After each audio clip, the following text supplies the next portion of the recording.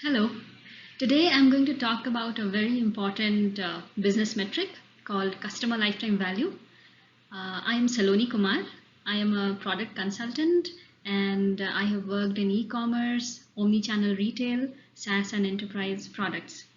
So this metric, customer lifetime value, is quite popular in startups.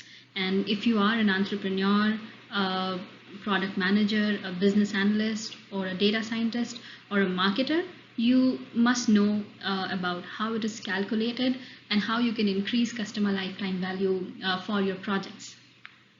So moving ahead, what I'm going to cover over here is I have actually divided the video in two parts.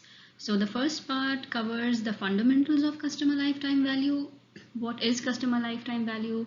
And it is abbreviated in different ways. People call it CLV, LTV, CLTV. In this session, I'm going to use the term CLV, and I'll touch upon how it is calculated and then why is it important to measure CLV. And in the next part, which is in another video, I'm going to cover how to increase customer lifetime value. And I'll take an example of a SaaS product, which is CureFit. It's a health and fitness related app in India. All right. And so as I said, this is meant for entrepreneurs, business analysts, product managers, marketers, data scientists, or anyone who is doing a business in e-commerce or SaaS related applications specifically can make use of this metric. So we'll start with defining what is customer lifetime value. So it's a financial projection to measure the total worth of a customer to a business over the whole period of their relationship. So for example, say you are an Amazon customer. So it's the total amount of profit that Amazon can make in lifetime from your purchases becomes the customer lifetime value. Okay, and it's a top metric measured in startups, and it is measured in different ways depending upon the business and what sort of details are important for them. But then the underlying foundation for calculating CLV remains the same everywhere. And it's a compound metric. So when I say compound metric, it means it is linked with multiple individual performance metrics. So this metric actually covers the performances related to different business functions, and it's an accumulation of how individual metrics are performing. So that makes it even more interesting. And why is it so important to measure? So, I mean, when we measure it, we can analyze the health and growth trajectory of a startup. We can analyze the potential of its future growth when we analyze and track this metric. And secondly, it is also important for a company to know like how much they can spend to acquire a new customer while being profitable. So this is called customer acquisition cost, and we'll talk about this in further slide. So now we will see how to calculate CLV. So since it can be calculated in multiple ways, it's very important to have alignment within the company on how it is defined. Over here, I will explain two ways to calculate it. The first one is gross CLV, where we do not take account of the profit margin and the operation cost. It is calculated at the revenue level. So it can show an inflated value of CLV. So how we calculate it is by multiplying average order value with the average purchase frequency and multiplying this with average customer lifespan. And we will talk about all of these terms in detail in the next slide. The other way is to calculate net CLV. The only difference between gross and net CLV is that in net CLV, we take account of the profit margin. And because of that, what happens, it gives us a more realistic picture of the startup's success. Because we are not only taking account of the revenue and we don't base the future growth only on the revenue. In net CLV, we also take account of the profit margin, and that's the difference in the formula. Now we will talk about in detail, like for each of these terms with an example on how we can calculate it.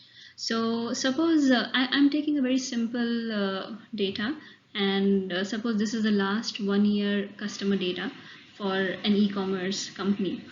In real life, this number would be in millions, but here for the sake of simplicity, I'm using only a small number of data.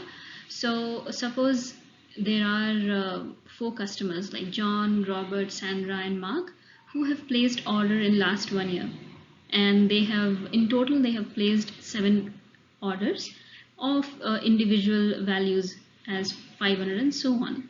So first of all, what we can do is we can calculate the average order value per customer. So I have sorted the customers based on their name and their order value, and I have calculated the average order value per customer over here. Then we will find out the average order value, I mean in overall terms, which would be equal to sum of the average order value per customer divided by the number of unique customers. So over here, the sum of average order value per customer would be a sum of these 4 figures, and then it would be divided by number of unique customers. So number of unique customers is 4. So it comes out to be rupees 1142, which is the average order value. Then we will calculate the average purchase frequency. So average purchase frequency is nothing but the number of total orders divided by the number of unique customers. So the total number of orders is 7, and the total number of unique customers is 4. So the average purchase frequency is 7 by 4, which is 1.75. And then the next number is average customer lifespan. So this is interesting. So this can be calculated in different ways. One way is one formula is that it is equal to 1 divided by the churn rate percentage. Okay, so churn rate is nothing but the percentage of customers a business loses over a period of time. So generally in this overall calculation, I'm taking reference of 1 year. So I have kept most of the things in terms of 1 year. So churn rate, the formula for calculating churn rate is number of customers lost at the end of a year divided by number of customers at the beginning of the year into 100. So suppose it comes out to be 70%, like out of 100 customers who have who started giving business in the beginning of the year, out of those 70 customers have left the product at the end of the year.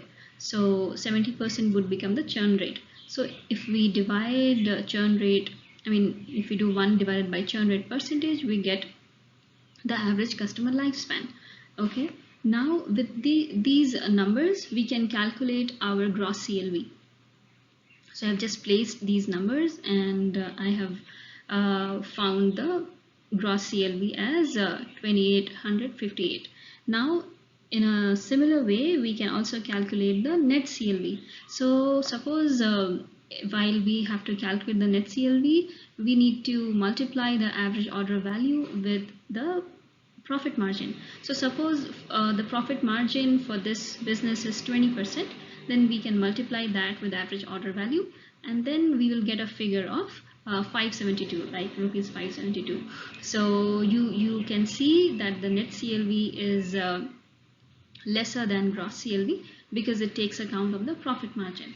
Okay, so this is how we can calculate the gross and net CLV. And over here, since the data set is very small, it's very easy to calculate it in Excel, but in real life there would be data in millions of rows. So at that point of time, we need tools related, like data scientists would be able to crunch this number and come up with the actual CLV. And in many organizations, finance team is also involved in calculating CLV because they take account of net present value, IRR, etc. But as I said earlier, this is the base formula for calculating CLV.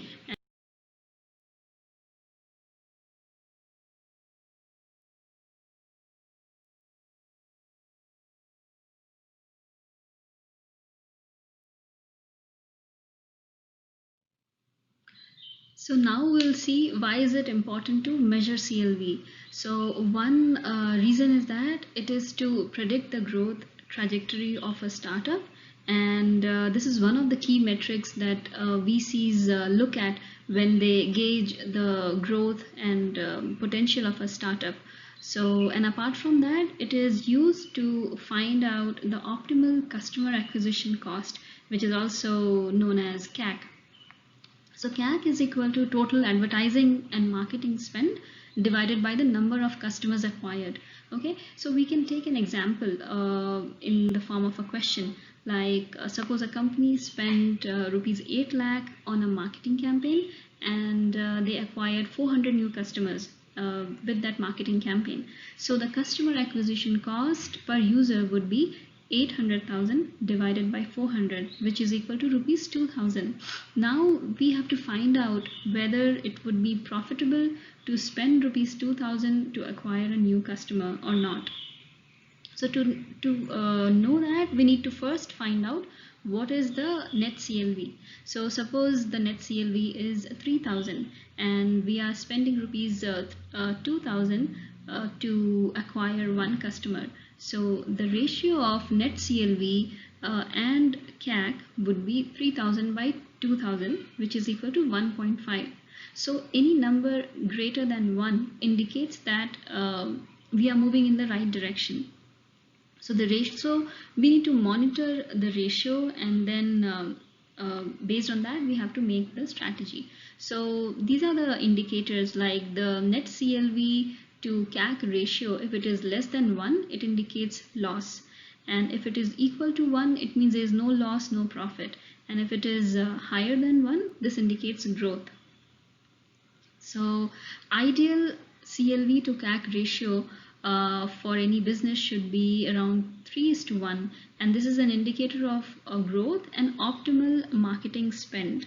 Okay, so I mean, suppose the ratio becomes 6:1. So do you think that's a good indicator? I mean, in one way, yes, the company has increased its net CLV. That's why it is 6:1, but then it also indicates that the marketing budget is not utilized completely. There's an opportunity to spend more in marketing and acquire more customers.